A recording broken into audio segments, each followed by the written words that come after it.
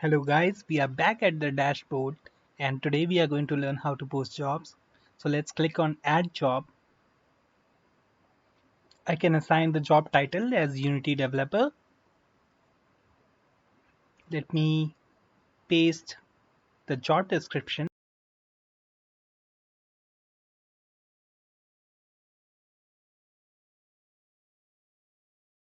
I can specify my job location. Let's select Miami.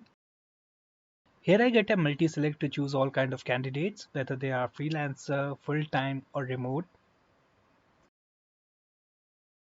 Here I can specify my salary ranges from minimum to max. I can also choose to leave it empty for post-interview decision making.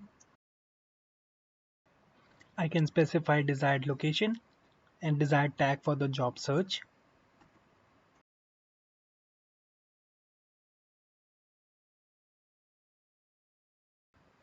I can specify desired qualification. Now I can choose desired deadline.